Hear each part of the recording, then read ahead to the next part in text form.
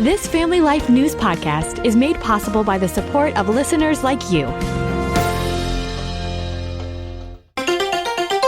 Next on the 5 o'clock report.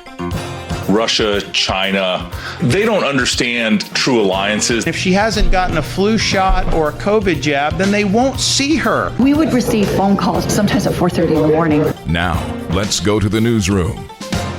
Good afternoon and welcome to the broadcast. I'm Family Life News anchor Sarah Harnish. Axis of enemies. China, Russia, North Korea met today in Beijing for a military parade.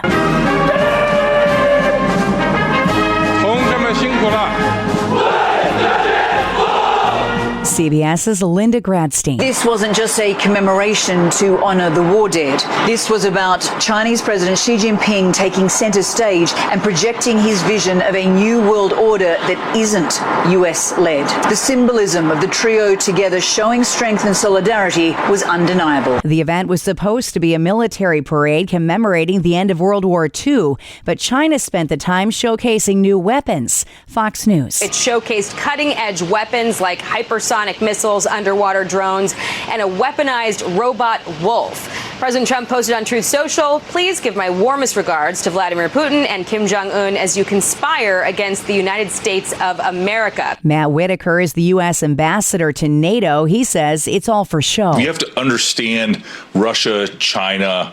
They don't understand true alliances. They don't understand the types of friendships and the relationships that we've built here in NATO, that we've built in Indo-Pacific with countries like Japan and South Korea, Australia, New Zealand. And so they'll never be able to build an alliance or a military relationship like we have all over the globe. That's in Beijing. Back in the U.S., we had a flyover of our own as President Trump hosted the new president of Poland, Karol Nawrocki.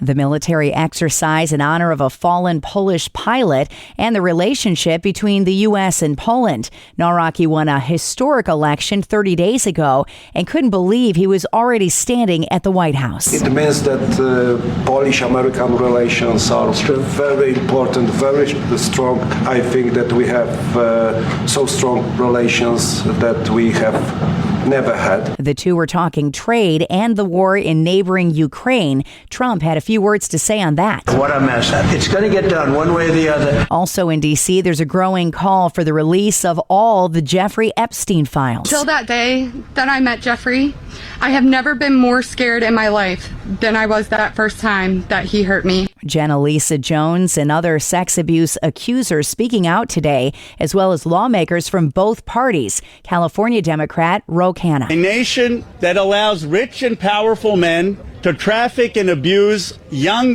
girls without consequence is a nation that has lost its moral and spiritual core. President Trump was asked if his donors could be named in the files. From what I understand, I could check, but from what I understand, thousands of pages of documents have been given, but it's really a Democrat hoax. Now to Chicago. President Trump has made it clear federal forces will be deployed there. CBS News, Darius Johnson. The president challenged Governor J.B. Pritzker to call and ask him for help, saying that would make any deployment legal if he's asked to intervene. But Pritzker says that's not happening. His sources confirm federal staging is already underway, with agents and vehicles currently being relocated from Los Angeles to Chicago. In health news, some blue states are planning to take their own action on vaccines. CBS's Michael Wallace. Citing the firings and turmoil at the CDC, the governors of California, Washington, and Oregon have announced their states will work together on vaccine guidance and recommendations. In a joint statement, they say the CDC has become, quote, a political tool that increasingly peddles ideology instead of science. Ideology that will lead to severe health consequences, end quote. The CDC has lost thousands of employees this year, including its director recently. Florida wants to eliminate all vaccine mandates. State Surgeon General Dr. Joseph Ladapo says parents,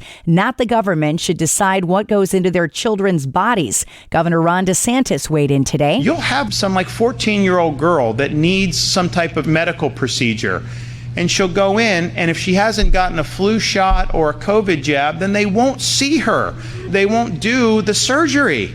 And I'm thinking to myself, how insane is that? He says many of the rules at hospitals don't make sense. So some of these policies that have been put in place in some of these medical institutions are insane. So we said in Florida in legislation, no, like if you need a lung transplant or something, they can't say, well, we'll only do it if you do the COVID shot. It's irrational. It's not based on any evidence. The Florida Department of Health will move to repeal its vaccine rules, while lawmakers are expected to consider changes to state law. Vaccines for diseases like measles, polio, and whooping cough will be fully available, just not mandated. Still to come on the 5 o'clock report, a changing of what's allowed in court and evidence in New York, the hero dad in Pennsylvania, and it's time to say it out loud. Fall foliage is back. How bright will the leaves be? Some predictions after weather with Kevin Williams. Here is your Family Life regional weather forecast for tonight. Beautiful evening. Some clouds will build overnight with moonlight in the mix. Late tonight, there could be an isolated shower thunderstorm near Lake Erie. Low temperatures, 50s and low 60s. For tomorrow, mostly cloudy, but there will be a sunny start in central New York and eastern Pennsylvania. Clouds will continue to build in. Showers and thunderstorms will develop and propagate from west to east across the area. High temperatures, 70s to near 80. Thank you, Kevin. Checking the stories, making news where you live across New York and Pennsylvania. There was a landmark decision today on how evidence can be used in courts across New York State. A judge will allow DNA evidence obtained through advanced techniques to be introduced in a Long Island murder trial. Reporter Jennifer McLogan. The judge is allowing hair DNA to be used as evidence in this Gilgo Beach serial killer case. If it ever goes to trial, this will be precedent-setting in New York State courts. It is back to school week in the Empire State, and schools are grappling with the first ever state-mandated smartphone ban. Natalie Migliori has more. It's the first academic year since the district-free schools measure was signed into law, requiring bell-to-bell smartphone restrictions on K-12 school districts statewide, along with charter schools and BOCES programs. Governor Hochul is reminding parents to review their district's distraction-free policy, with policies for more than 1,000 schools published online. Schools are required to provide a way for parents to contact their children when necessary and grant medical-related exemptions. Hochul says kids succeed when they're learning and growing, not clicking and scrolling. I'm Natalie Migliori. New York Congresswoman Elise Stefanik is calling for a federal investigation into Governor Hochul and state prison officials for their handling of the 3-week prison strike earlier this year. Hundreds of guards went on strike in February and March to protest working conditions at dozens of prisons statewide. Stefanik claims the Hochul administration violated the Federal Family and Medical Leave Act by forcing corrections officers back to work. The Congresswoman accused the governor of blacklisting and bullying prison guards during the job action. Pennsylvania politicians will not join the push to redraw congressional maps before next year's midterms. Senate Majority Leader Joe Pittman says mid-decade redistricting is a non-issue in the Commonwealth. New maps are usually drawn once every 10 years in accordance with census data, but several states are gerrymandering early to give Republicans and Democrats the advantage heading into next year's election.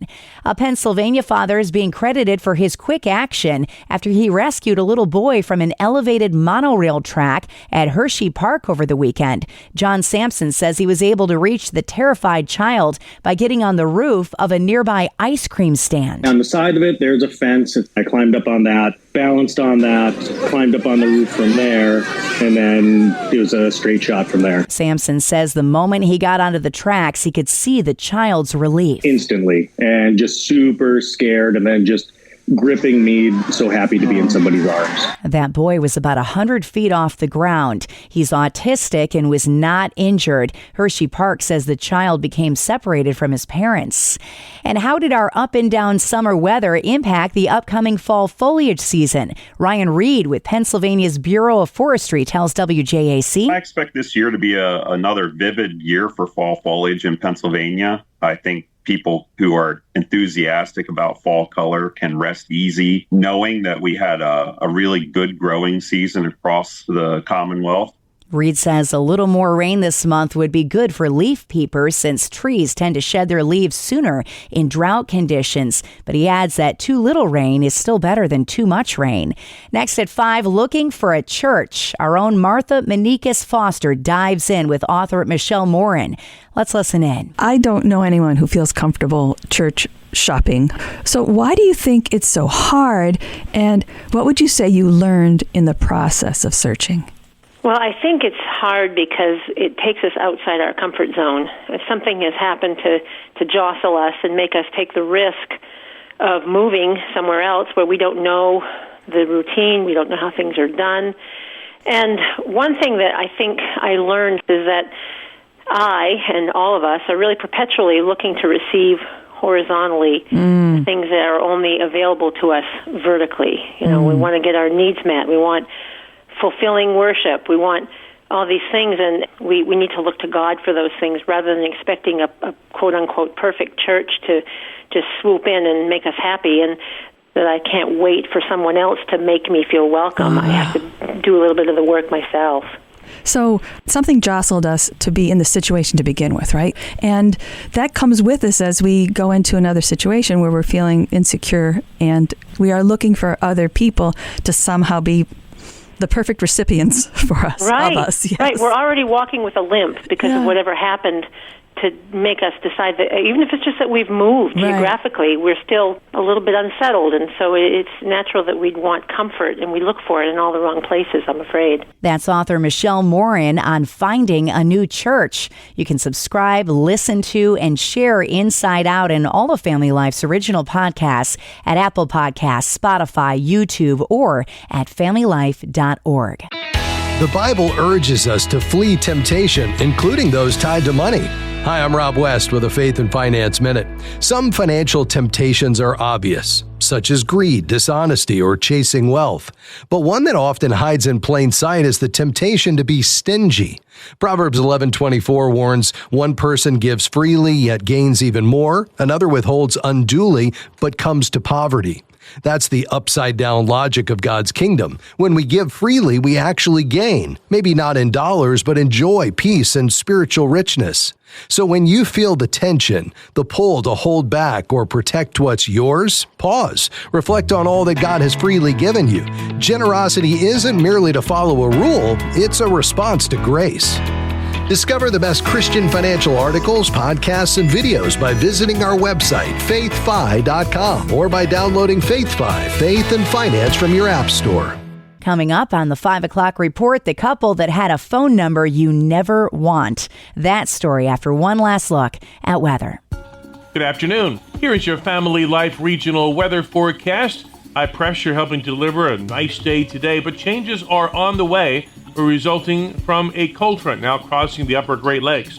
That front's going to bring some snow over the next 36 hours to areas north of Lake Superior. No concern here, but it is going to pop some showers and thunderstorms tomorrow night and bring some very cool air as we head toward the weekend. But for this afternoon, pleasantly warm, ample sunshine. High temperatures 70s and low 80s. The moon shines tonight. We drop to around 60. Tomorrow, clouds up.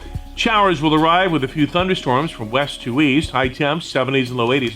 Friday, clouds, sun, a spot shower. High temps in the 70s. And again, quite a bit cooler for the upcoming weekend. Okay, Kevin, finally at 5, talk about a wrong number. Canadians Jim and Mariana's home number somehow got listed online as a customer service number for Napoleon brand grills, leading to calls day and night. We would receive phone calls because they were right across North America, sometimes at 4:30 in the morning, sometimes at 8 o'clock at night, but hundreds. We screened hundreds and hundreds of calls. But Mariana says Jim took it all in stride. She didn't hang up. He actually talked to him. Yes. He says, like, well, what is it that you're looking for? He kind of started, without knowing it, just his personality started becoming a customer rep. She says they even wound up befriending a few of the callers. The company eventually got wind of the mix-up and fixed the listing, but also thanked the couple by gifting them a brand new grill.